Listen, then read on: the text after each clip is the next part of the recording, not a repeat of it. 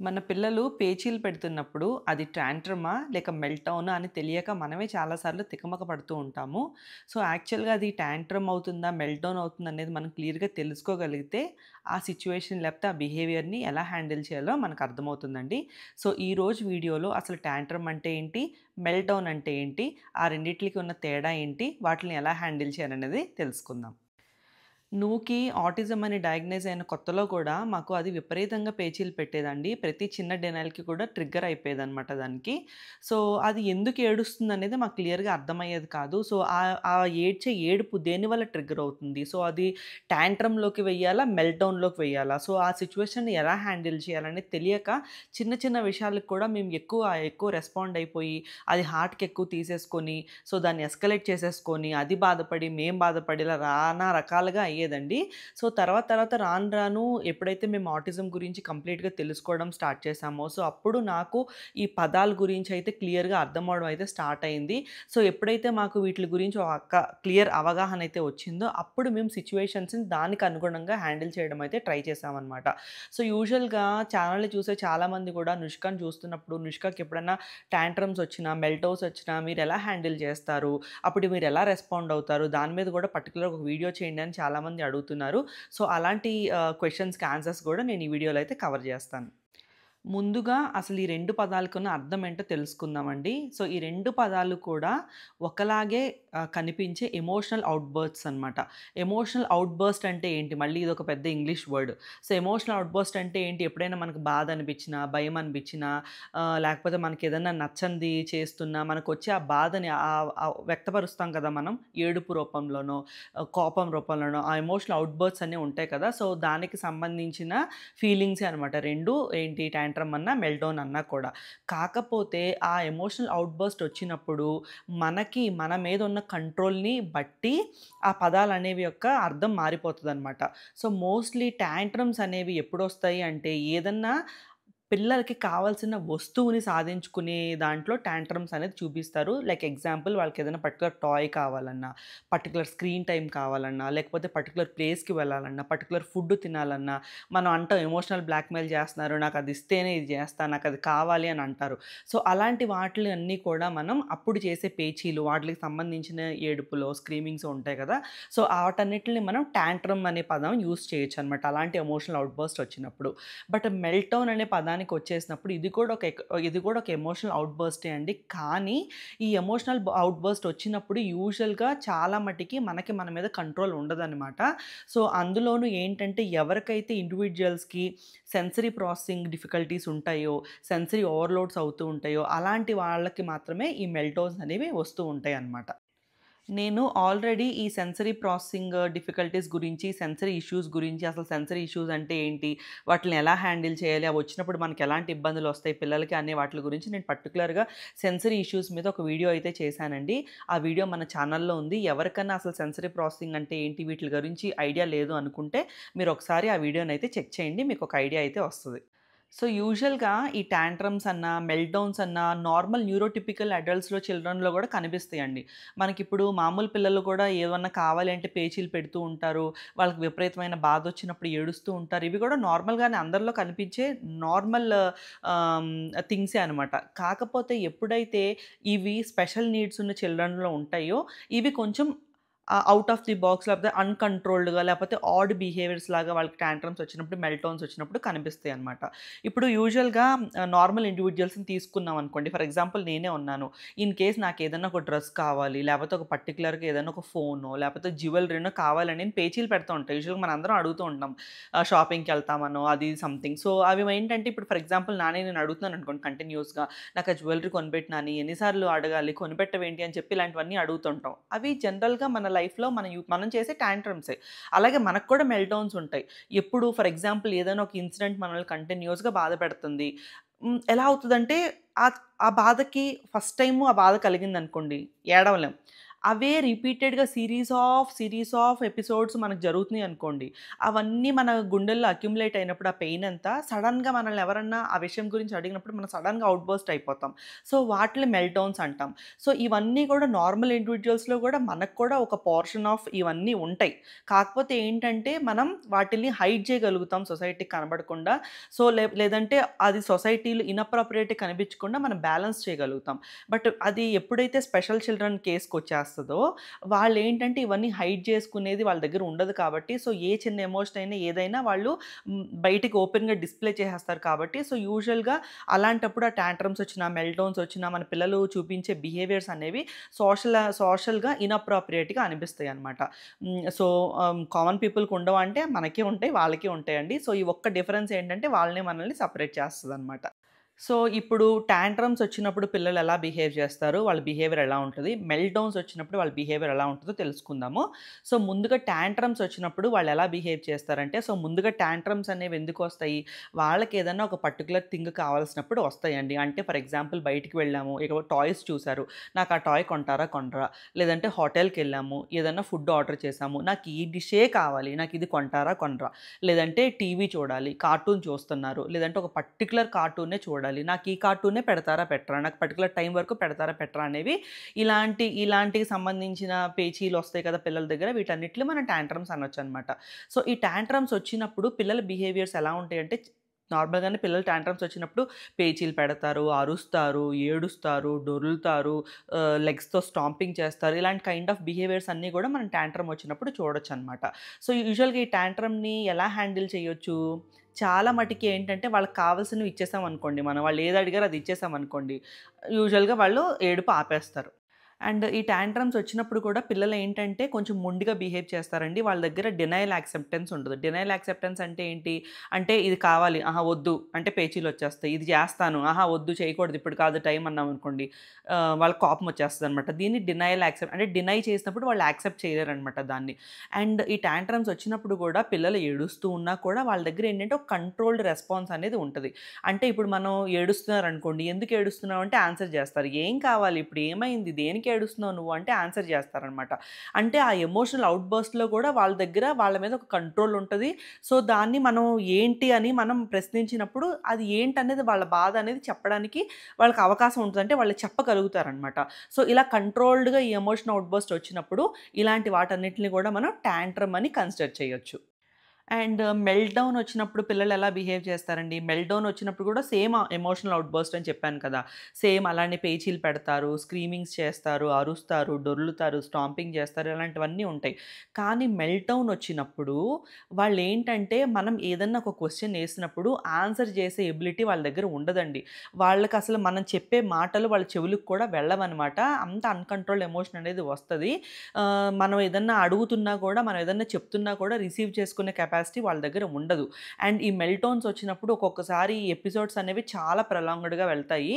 And అవి ఎంత uncontrol అయిపోతాయి అంటే ఒక్కోసారి వాళ్ళ ఏడుపు మీద వాళ్ళకే కంట్రోల్ ఉండదనమాట. అది ఎప్పుడు ఏ టైంకి ఎలా స్టాప్ చేయాలో కూడా వాళ్ళ బ్రెయిన్ దగ్గర కంట్రోల్ ఉండదు.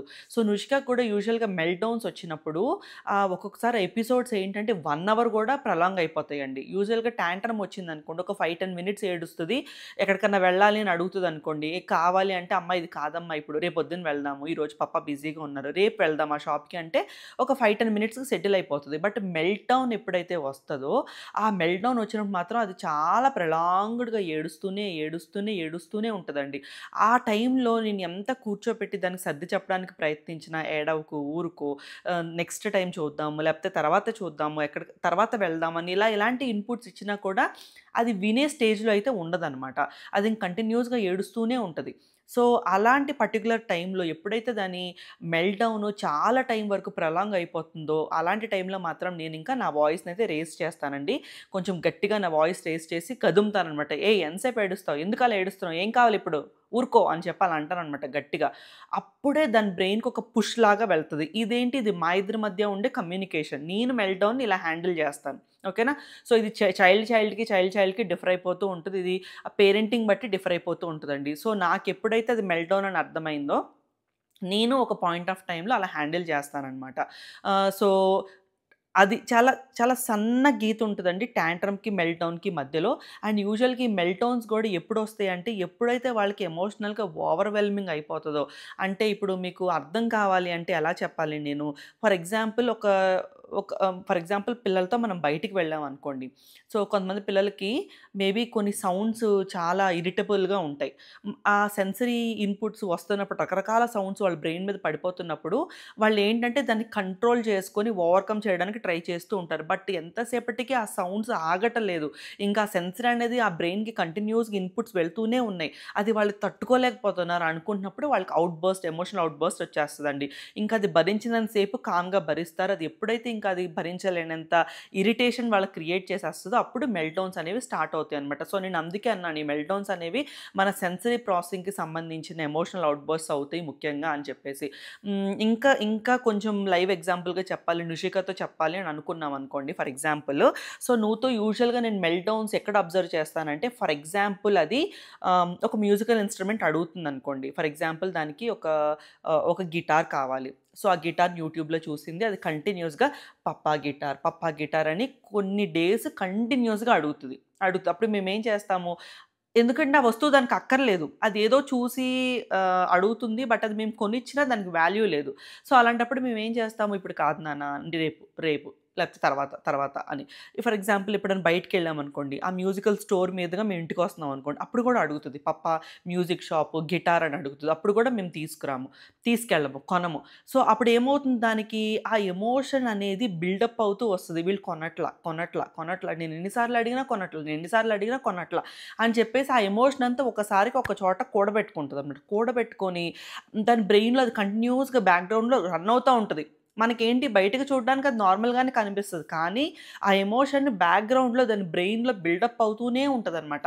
సో, ఎప్పుడైతే ఇంకొక పాయింట్‌కి ఆల్టిట్యూడ్ పాయింట్‌కి ఒక పాయింట్‌కి రీచ్ అయిపోతదో, ఇంక దానికి ఒకేసారి ఆ బాధ ఇంకా సముద్రంలాగా ఉప్పొంగిపోయి బయటికి తన్నేస్తదనమాట. ఆ టైంలో మనం ఏమి చెయ్యి అది మాత్రం ఆ బాధను తగ్గించుకునేదాకా ఏడుస్తూనే ఉంటదనమాట. సో, అలాగా రకరకాల పిల్లల్లో ఈ సెన్సరీ ఓవర్‌లోడ్స్ అనేవి రకరకాలుగా ఉంటాయి. ఎమోషనల్ ఓవర్‌లోడ్స్ అనేవి. అవి కొంతమంది పిల్లలేంటంటే, ఇప్పుడు నుషిక ఉందనుకోండి, అది డిస్‌ప్లే చేసేస్తది, చూపిచ్చేస్తది, ఏడ్చేస్తది. కానీ కొంతమంది పిల్లలేంటంటే హైపో పిల్లలుంటారు. వాళ్ళేంటంటే అది కూడా బయటకి చెప్పరనమాట. అది చాలా క్వైట్‌గా, లోగా అయిపోతారనమాట వాళ్ళు. వాళ్ళు క్వైట్‌గా ఉన్నారు అంటే అర్థం ఏదో వాళ్ళు కామ్‌గా ఉన్నారని కాదు. మేబీ వాళ్ళకి కూడా ఒక సెన్సిటీ ఓవర్‌లోడ్ అవ్వడం వల్ల కూడా వాళ్ళు క్వైట్ అయిపోయి కూడా ఉంటారనమాట. సో, ఇలాగ రకరకాల యాస్పెక్ట్స్ ఉంటాయండి వాళ్ళని ఇబ్బంది పెట్టేవి. అండ్ ఇంకొక పాయింట్ మర్చిపోయాను. సో, మెల్ట్‌డౌన్స్ కూడా ఎందుకు రావచ్చంటే సెన్సరీ ఓవర్‌లోడ్స్ వల్ల కూడా వస్తాయి. అలాగే ఈ సెన్సరీలోకి ఎలా వస్తాయి, బాధ అయ్యుండొచ్చు, వాళ్ళకి భయం అయ్యుండొచ్చు, లేకపోతే ఏదన్నా ఒక పర్టిక్యులర్ టెక్స్చర్ వాళ్ళకి ఒంటి మీద యేసుకునే బట్టలు ఇష్టం లేకపోయి ఉండొచ్చు. లేదన్నా ఒక ఫుడ్డు తింటున్నప్పుడు ఆ టెక్స్చర్ నచ్చకపోయి ఉండొచ్చు. ఇలాగా మళ్ళీ రకరకాల మైన్యూట్ యాస్పెక్ట్స్ ఉంటాయన్నమాట వాళ్ళని ఇబ్బంది పెట్టి ఆ మెల్ట్‌డౌన్ రావడానికి కారణం అవ్వటానికి. సో, అదండి. చాలా సన్నటి లైన్ ఉంటదనమాట దీనికి, దానికి డిఫరెన్సు. సో, యూజువల్‌గా చాలామంది మనందరం పేరెంట్సు నాకు తెలిసి అందరూ చేసే తప్పే ఇది. మేము కూడా స్టార్టింగ్‌లో నుషికాకి అది చేసే బిహేవియర్ అది టాంట్రమా, మెల్ట్‌డౌనా తెలియక కన్‌ఫ్యూజ్ అయిపోయి మాకు క్లియర్‌గా దాని డిఫరెన్స్ తెలియక రెండిటిలిని రకరకాలుగా మేము హ్యాండిల్ చేసి అనవసరంగా దాన్ని ఇది చేసేసుకునేవాళ్ళమనమాట సిట్యుయేషన్‌ని. సో, యూజువల్‌గా చాలామంది పేరెంట్స్‌కి ఈ సన్నని గీత డిఫరెన్స్ తెలీదు కాబట్టి దీని మీద వీడియో చేస్తే బావుంటదేమో అని నాకనిపిచ్చింది. సో, ఈ వీడియో చూసిన వాళ్ళకి ఒక క్లారిటీ వచ్చిందనుకుంటున్నాను. సో, టాంట్రమ్ అంటే ఏంటి? మెల్ట్‌డౌన్ అంటే ఏంటి? సో, ఇప్పుడు డిఫరెన్స్ అయితే తెలుసుకున్నాం కదండీ! ఇప్పుడు మరి టాంట్రమ్స్ వస్తే మన కిడ్‌ని ఎలా హ్యాండిల్ చేయాలి? మెల్ట్‌డౌన్స్ వచ్చినప్పుడు మన కిడ్‌ని ఎలా హ్యాండిల్ చేయాలి అని చూద్దాము. సో, టాంట్రమ్స్ వచ్చినప్పుడు యూజువల్‌గా వాళ్ళకి కావాల్సిన వస్తువు కోసం వాళ్ళు ఇది చేస్తున్నారు కాబట్టి, మనం ఏదన్నా ఎక్స్‌ప్లెయిన్ చేస్తే వాళ్ళు వినగలిగే సిట్యుయేషన్‌లో ఉంటున్నారు కాబట్టి, సిట్యుయేషన్ కంట్రోల్డ్‌గా ఉంటుంది కాబట్టి, మనము వాళ్ళకి ఎక్స్‌ప్లెయిన్ చేస్తూ హ్యాండిల్ చేయొచ్చండి. అలా అని వాళ్ళు టాంట్రమ్ చేసిన ప్రతిసారి గూడా వాళ్ళకి కావాల్సిన ప్రతి వస్తువుని మనం ఈజీగా ఇచ్చేసామనుకోండి, అదేంటంటే ఒక కైండ్ ఆఫ్ ఎమోషనల్ బ్లాక్‌మెయిలింగ్‌లోకి అయిపోతదది. వాళ్ళకి అర్థమైపోతది. ఓహో! నేను ఇలా బ్లాక్‌మెయిల్ చేసి అలా ఏడ్చి అడిగితే వాళ్ళు నాకు కావాల్సింది ఇచ్చేస్తారు అని చెప్పేసి. So, depends on the situation అండి. పిల్లలు ఏం అడుగుతున్నారు అనేది మనం తెలుసుకొని అది ఇవ్వాలా? వద్దా? అనేది మీరు డిసైడ్ చేసుకోండి. ఒకవేళ మనం ఫర్ ఎగ్జాంపుల్ శరణ్‌ని న్యూరోటిపికల్‌గా నేను చెప్తున్నాను. ఫర్ ఎగ్జాంపుల్ శరణ్ ఉన్నాడనుకోండి. సో, వాడేంటంటే ఏదన్నా కావాలని అడిగాడనుకోండి. సో, బయటికెళ్ళినప్పుడు నాకు ఈ పర్టిక్యులర్ టాయ్ కావాలని మైండ్‌లో పెట్టుకొనొస్తాడాడు. సో, అది అక్కడ ఇప్పించలేదనుకోండి వాడికి కోపమొచ్చేస్తది. ఏడ్చేస్తాడు. ఎందుకు ఎందుకు ఇప్పించలేదు నువ్వు? ఎందుకు కొనలేదు? నువ్వు కొంటానని చెప్పావు కదా! అని చెప్పేసి. సో, అది కావాల్సిన వస్తువు అనుకోండి. వాడు అడిగిన వెంటనే మేము అక్కడ ఇచ్చేస్తాం. ఫర్ ఎగ్జాంపుల్ వాడికి అక్కర్లేదు. ఫర్ ఎగ్జాంపుల్ ఏమనుకుందాము, ఒకటే టాయ్ 2, 3 కొనేసుకుంటున్నాడు అనుకుందాం. సో, అదేంటంటే నాన్న నీకు అక్కర్లేదు, 2, 3 అక్కర్లేదు. ఒకటి చాలు అంటాం. వాడేంటంటే లేదు లేదు నాకు 3 కావాలి అని పేచీలు మొదలుపెట్టేస్తాడు. సో, ఏడుస్తూనే ఉంటాడు. అప్పుడు మేమేం చేస్తామంటే ఇక అది ఇగ్నోర్ చేస్తామండి. పట్టించుకోమింక. ఎందుకంటే నీకు ఒకటి కావాలి అవసరం. అవసరం ఇచ్చాం. అనవసరమైంది మేమివ్వం అంటాము. సో, వాడేం చేస్తాడంటే ఒక 2, 3 మినిట్స్ వైనింగ్ ఉంటది. ఏడుస్తాడు. అది అయిపోయిన తర్వాత వాడు కామ్ డౌన్ అయిపోతాడు. అయిపోయి అప్పుడు అంటాడు, మా అమ్మ ఐ యామ్ సారీ. నేను ఎక్కువ అడిగాను. ఐ యామ్ సారీ అని వాడే రియలైజ్ అయ్యి సారీ చెప్తాడనమాట. అప్పుడు కరెక్ట్ టైము మనం వాళ్ళని హ్యాండిల్ చేయడానికి. అప్పుడు మేమేం చేస్తామంటే, నాన్న నీకు 3 అక్కర్లేదు. ఒకదాంతో నీకు పనైపోతుంది. ఒకటి చాలు. 3 అక్కర్లేదు. అది కావాలంటే ఇంకోటేదన్నా కొనుక్కుందాం. కానీ నువ్వు అడుగుతున్నప్పుడు that is not the way how you behave. ఓకేనా? అది నీకు కావాల్సింది అడగాలనుకున్నప్పుడు దానికొక పర్టిక్యులర్ బిహేవియర్ ఉంది. సో, అలాగా నువ్వు అడగాలి. అలాగ అడిగి నువ్వు తీసుకోవాలి. అంతేకాని నువ్వు ఇలాగ ఆడ్‌గా ఇలాంటి బిహేవియర్స్ నువ్వు చేయకూడదు అని చెప్పేసి అప్రాప్రియేట్‌గా ఎలా బిహేవ్ చేయాలనేది మనం చైల్డ్‌కి నేర్పించాలండి. సో, అప్పుడు వాళ్ళకి అర్థమవుతది. ఓహో! నేనేమన్నా కావాలి అంటే ఏడుస్తూనే అడగక్కర్లేదు. ఇలా అడిగినా కూడా ఇస్తారు. సో, ఇలా నేను కమ్యూనికేట్ చేయొచ్చు మా పేరెంట్స్‌తో. వాళ్ళకి అర్థమవుతది. సో, నేను దీన్ని ఇలా గూడా సాల్వ్ చేసుకోవచ్చు ఇష్యూననేదని అలాగా వాళ్ళకి మనం అర్థమయ్యేలాగా చెప్పగలగొచ్చనమాట. వాళ్ళు అర్థం చేసుకుంటారు. బట్ మెల్ట్‌డౌన్స్ వచ్చినప్పుడు నేను ఇందాక కూడా చెప్పాను మీకు. ఇది అన్‌కంట్రోల్డ్‌గా ఉంటది సిట్యుయేషను. వాళ్ళ ఎమోషన్ మీద వాళ్ళకే ఒక కంట్రోల్ అనేది ఉండదనమాట. సో, అలాంటప్పుడు యూజువల్‌గా మెల్ట్‌డౌన్స్ వచ్చినప్పుడు మన పిల్లలకేంటంటే ఒక స్పేస్ అనేది క్రియేట్ చేయాలండి. సో, నుషికాకి మెల్ట్‌డౌన్ వస్తే మేమేం చేస్తామంటే దాన్ని బెడ్‌రూమ్‌లోకో, ఒక రూమ్‌లోకో తీసుకెళ్ళి అక్కడ కూర్చోపెడతాం. ఓకే. నీకు మెల్ట్‌డౌన్ వచ్చింది. నాకు ఆ ఎమోషన్ అంతా అయిపోయేంత వరకు కూడా నువ్వు స్పేస్ తీసుకో. నువ్వు ఈ రూమ్‌లోనే కూర్చో. నువ్వు అంతా ఏడుపు అంతా అయిపోయిన తర్వాత అప్పుడు నువ్వు మా దగ్గరికి రా. అప్పటి వరకు నువ్వు మా దగ్గరికి రాకు అని చెప్పేసి దానికొక స్పేస్ అయితే ఇస్తామనమాట. సో, యూజువల్‌గా ఇలాంటిది ఇలా ఇలా హ్యాండిల్ చేయడము మెల్ట్‌డౌన్స్ వచ్చినప్పుడు పిల్లలకి చాలా చాలా హెల్ప్ అవుతదండి. ఎందుకంటే ఆ మెల్ట్‌డౌన్‌లో గూడా నువ్వు ఒక్కోసారి ఏం చేస్తదంటే షో ఆఫ్ చేస్తదనమాట. అంటే మా ముందొచ్చి మా అటెన్షన్ గ్రాబ్ చేయడానికి ట్రై చేస్తది. మా ముందే ఏడవటానికి ట్రై చేస్తది. వెనకాల ఇంకో రూమ్‌లోకెళ్ళి కూర్చొని ఒంటరిగా ఏడవమంటే ఏడవదనమాట. సో, అలా ఇన్‌కేస్ పిల్లల్ని మనం వాళ్ళకి ఒక జోన్‌లో పెట్టకుండా మనం వాళ్ళని మన ముందే డిస్‌ప్లే చేయడానికి అలౌ చేశామనుకోండి ఎమోషన్‌ని, అదేంటంటే ఎమోషనల్ బ్లాక్‌మెయిలింగ్ గూడా అవుతది ఒక్కొక్కసారి. ఓకేనా? సో, అందుకని యూజువల్‌గా నువ్వేం చేస్తావంటే మేము ఇగ్నోర్ చేస్తున్నాము. నీ బాధంతా తీరేంత వరకు కూడా నువ్వు ఒక ప్లేస్‌లో నీ ఎమోషన్ అంతా తీర్చేసుకొని నువ్వు మా దగ్గరికి రా. అప్పుడే నీ బాధ అంటే ఏంటనేది మనం మాట్లాడుకుందాము అని అలా చేస్తామనమాట. సో, యూజువల్‌గా మాక్సిమం మెల్ట్‌డౌన్స్ వచ్చినప్పుడు పిల్లలకి వాళ్ళ పర్సనల్ జోన్ ఇచ్చేసి అలా కాసేపు వదిలేయడమే ది బెస్ట్ సొల్యూషన్ అండి. అంతకంటే మనం ఏమి చేయలేము. వన్స్ వాళ్ళకి ఆ ఎమోషన్ అంతా అయిపోయిన తర్వాత వాళ్ళే ఓపెన్ అప్ అవుతారు. అప్పుడు మన సిట్యుయేషన్ ఏంటనేది మనం హ్యాండిల్ చేయొచ్చనమాట. ఏం జరుగుతుంది? ఎలా జరుగుతుంది? ఎందుకు ట్రిగ్గర్ అయింది? ఎలా ట్రిగ్గర్ అయింది? సో, ఇలా ట్రిగ్గర్ అయినప్పుడు అది ఎంత టైం తీసుకుంది? అందులోంచి ఎమోషన్ నుంచి బయటికి రావడానికి. సో, మనం ఎలా హ్యాండిల్ చేసాం అనేది మనకొక క్లియర్ ఐడియా వస్తది. సో, దానికి అనుగుణంగా మనం సిట్యుయేషన్‌నయితే హ్యాండిల్ చేసుకోవచ్చనమాట. సో, ఇదండి ఈరోజు వీడియో. సో, నాకు తెలిసినంత, నేను చెప్పగలిగినంత ఎక్స్‌ప్లెయిన్ చేశాను. మీకు అర్థమయ్యేలాగా అని చెప్పి నేను అనుకుంటున్నాను. ఈ రెండిట్లికి ఉన్న వ్యత్యాసం. సో, వీడియో గనుక నచ్చితే తప్పకుండా వీడియోనైతే లైక్ చేయండి. అలాగే ఛానల్‌ని ఇప్పటిదాకా సబ్స్క్రైబ్ చేసుకోకపోతే మీకు కంటెంట్ వర్త్ అనిపిస్తే ఛానల్‌ని కూడా సబ్స్క్రైబ్ చేసుకోండి.